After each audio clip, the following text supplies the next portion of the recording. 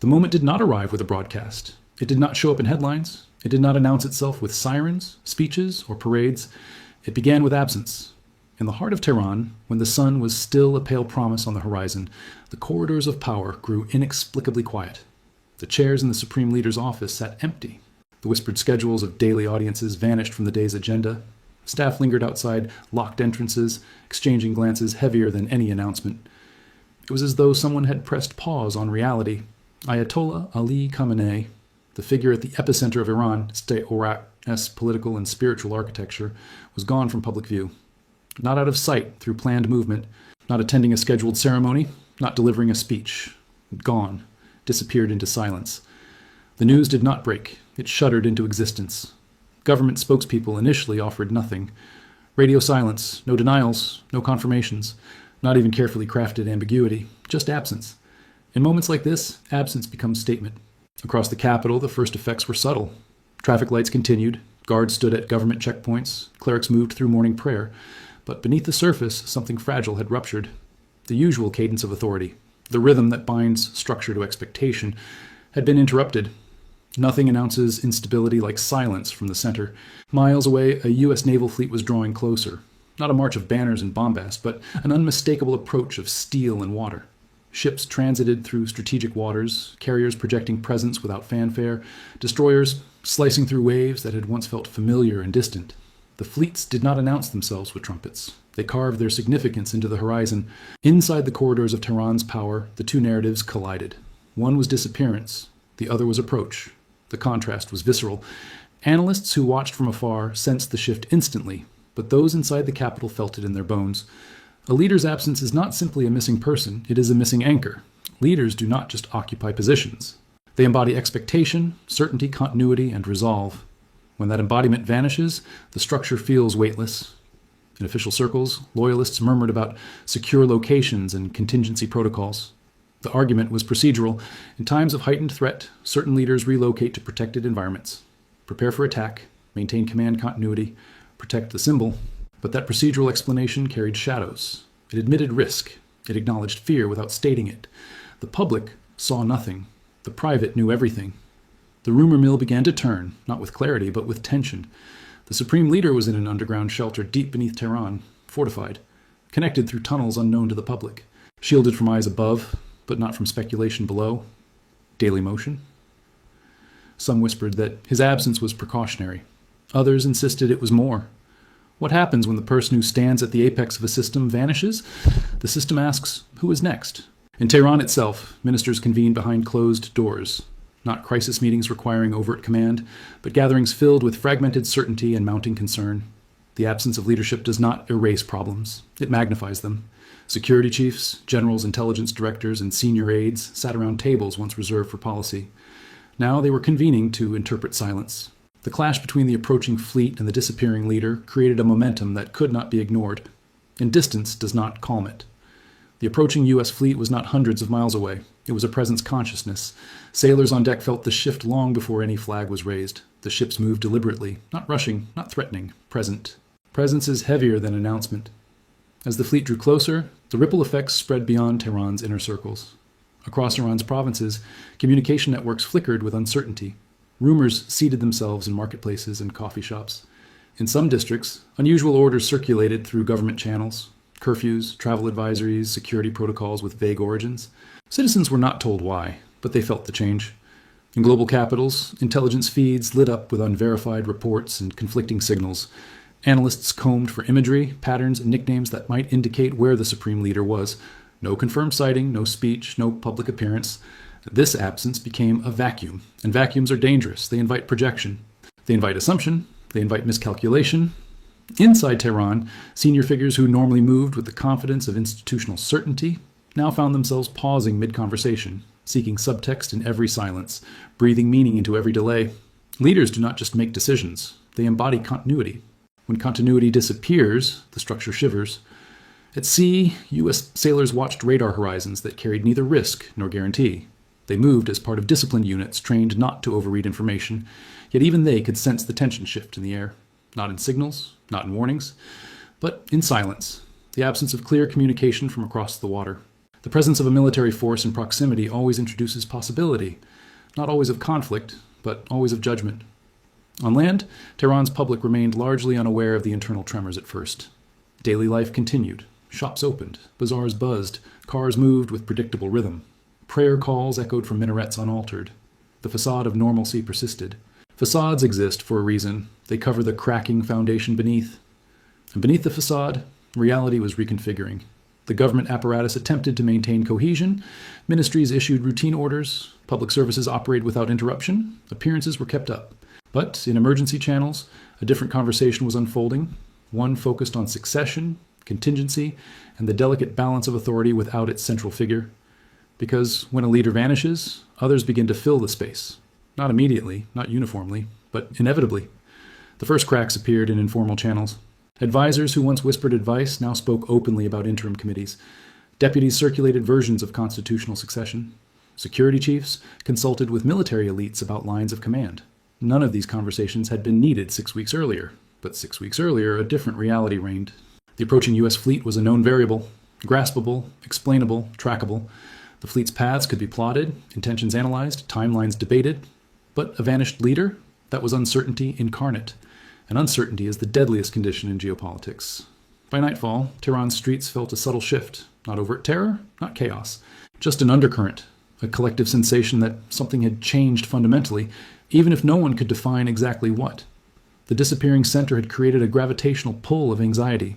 This was not panic. This was awareness. Because when power's focal point vanishes, every shadow becomes a question. In that vacuum, every whisper felt louder than actual news, and every silence became a threat. As the U.S. fleet continued its methodical advance, Norasm crossing key waypoints, repositioning with operational precision, the juxtaposition became unavoidable. The most powerful leader of one state no longer visible in his capital, while the most powerful fleet of another closed in on his nation's horizon. This was not a crisis yet. It was something worse. It was adaptation in progress. Systems do not collapse instantly, they bend first. And what was bending now was certainty itself. The second phase did not arrive with disorder. It arrived with hesitation. In systems built around hierarchy, hesitation spreads faster than panic. Panic is loud and visible. Hesitation is quiet, invisible, and far more corrosive. It settles into decision-making like dust, coating every choice until nothing moves without friction. In Tehran, that dust had begun to settle. The absence of the leader did not immediately disrupt command. Orders were still issued, security forces still patrolled, ministries still functioned. But beneath that surface continuity, something vital was missing. The final authority that turns discussion into decision. Meetings stretched longer than usual. Briefings ended without conclusions. Approvals that once took minutes now took hours. No one wanted to be the one who guessed wrong. The supreme leader's presence had always acted as a gravitational force. Even when silent, he anchored the system. Without him visible, gravity weakened. Power no longer flowed downward cleanly. It pooled, fragmented, and occasionally collided. Senior figures began speaking more carefully. Every word carried potential consequence. Loyalty was still expected, but initiative became dangerous. To act decisively without explicit backing risked overreach. To delay risked appearing weak. This was paralysis by responsibility. At the same time, the U.S. fleet continued its measured advance. It did not rush. It did not halt. Its movement was deliberate enough to deny Iran the comfort of assuming intent, yet steady enough to deny Tehran the relief of ambiguity. Carriers repositioned within operational envelopes. Destroyers adjusted screens. Subsurface assets remained unseen but deeply felt. The fleet was not posturing for spectacle. It was settling into relevance. From Tehran's perspective, the approach of the fleet magnified the leadership vacuum. External pressure always reveals internal fault lines. With the central figure absent, those fault lines widened. Security chiefs debated readiness levels. Military commanders evaluated response thresholds. Intelligence directors warned against misinterpretation. Everyone agreed on one thing. No mistake could be afforded. But agreement without authority does not create action. It creates caution layered on caution. Across Iran's institutions, informal power networks activated. Senior clerics consulted privately. Military elites spoke in coded language. Political figures tested influence subtly, gauging who would fill the silence if the absence continued. This was not a coup. It was something subtler. It was recalibration. The system was feeling for balance. On the streets, citizens sensed the hesitation even if they could not name it. Official broadcasts remained calm, but their tone was slightly altered. Less declarative, more procedural. Statements emphasized continuity rather than confidence. Words like stable and under control appeared more frequently. Such words are rarely needed when stability is unquestioned. Rumors spread in parallel. Some claimed the leader was safe and directing operations from a secure location. Others claimed health issues. A few whispered darker possibilities. None were confirmed. All were believed by someone. Belief does not require proof. It requires uncertainty. As the second phase deepened, the government's effort to maintain normalcy grew more deliberate. Public appearances by senior officials increased. Photo opportunities multiplied. Messages of unity were repeated. The objective was clear: reassure without revealing. But reassurance without clarity has limits. Inside the military, contingency planning accelerated, not for war, but for miscalculation. Scenarios were run where communication broke down, where orders conflicted, where external action demanded internal consensus that no longer arrived naturally. These were uncomfortable exercises, because they forced the system to imagine operating without its center. Meanwhile, the U.S. fleet's proximity reshaped timelines. Reaction windows shortened. Decisions that once could wait days now felt urgent within hours. Tehran's leaders felt the pressure acutely. The fleet did not need to threaten. Its presence was enough. International observers noticed the shift. Diplomatic channels buzzed with concern. Allies asked quiet questions. Adversaries watched for opportunity. Everyone understood that leadership transitions, even temporary, even unexplained, are moments of vulnerability. Vulnerability invites attention. Inside Iran, the leadership vacuum became a mirror reflecting institutional weaknesses. Rival factions grew cautious, not aggressive. No one wanted to move too fast. The risk of being wrong outweighed the reward of being bold. This caution was rational. It was also dangerous, because systems under external pressure cannot afford internal indecision. As night fell on Tehran, the city looked unchanged. Lights glowed, traffic flowed, the facade held. But behind closed doors, officials stared at maps, timelines, and possibilities that all ended the same way, with the need for a decision that no one wanted to make. At sea, sailors on deck watched the horizon, aware that history sometimes turns not on orders, but on absence. The fleet was ready for confrontation, but it was also trained to recognize fragility. Fragility is unpredictable, and unpredictability is the real threat. By the end of the second phase, the situation had evolved beyond a single missing leader or an approaching fleet. It had become a test of resilience, of whether a system could absorb both external pressure and internal uncertainty without cracking. No chaos had erupted, but order was thinning. And thinning order under pressure rarely thickens on its own. By the third phase, the absence was no longer just noticed. It was being felt, not as fear, not as panic, but as pressure. Pressure that moved silently through institutions, compressing timelines, narrowing options, and forcing decisions that no one felt authorized to finalize. The disappearance of the leader had transformed from an anomaly into a condition, and conditions demand adaptation. Inside Tehran's highest councils, conversations grew circular. The same risks were raised repeatedly, the same cautions echoed. Each participant understood the stakes, yet each hesitated at the edge of responsibility. The system was functioning, but without a focal point. It was functioning in fragments. This fragmentation was subtle but pervasive. Military commanders coordinated readiness, but deferred escalation decisions. Intelligence chiefs gathered data but avoided conclusions. Political figures spoke of unity while privately calculating leverage. Everyone was active. No one was decisive. This is how vacuums tighten. Externally, the U.S. fleet's proximity accelerated that tightening. The ships did not close in dramatically. They simply remained close enough to matter. Their presence turned internal hesitation into strategic vulnerability. Every hour without visible leadership raised questions abroad. Is Iran fully in control? Who gives the final order? What happens if something goes wrong? Those questions did not need answers to have impact. They shaped behavior across the region. Allies adjusted posture. Markets twitched. Diplomatic channels worked overtime to interpret silence. Silence, in this phase, was louder than action. Inside Iran's security apparatus, contingency discussions shifted from theoretical to practical. What if the absence extended? What if communication with the leader was limited? What if an external incident demanded immediate response? These scenarios were not hypothetical exercises anymore. They were becoming planning baselines. Command chains were reviewed discreetly. Redundant pathways were clarified. Authority matrices were drafted and redrafted. Each revision reflected the same uncomfortable truth. The system was preparing to operate without its center. Preparation is rational, but preparation also signals expectation. Among Iran's elite, this expectation created tension. Loyalty remained strong, but uncertainty frayed cohesion. Some advocated for assertive messaging to project strength. Others warned that assertiveness without unified command risked catastrophic miscalculation. The debate had no winner, because the leader who could resolve it remained unseen. Meanwhile, the U.S. fleet maintained its posture with deliberate calm. Sailors trained, officers briefed, systems remained ready. There was no sense of urgency on board, only awareness. Awareness that moments like these can tip unexpectedly. The fleet's discipline served a dual purpose. It reduced the risk of accidental escalation, and it amplified pressure on Tehran. Calm presence communicates confidence. Confidence under uncertainty is unsettling. Inside Iranian intelligence channels, analysts noted this calm carefully. The fleet was not exploiting the leadership gap overtly. That restraint complicated interpretation. It suggested patience. It suggested preparedness. It suggested that time itself might be the tool. Time favors stability, but it punishes indecision. As days passed, whispers inside Tehran grew bolder. Not public dissent, but private conjecture.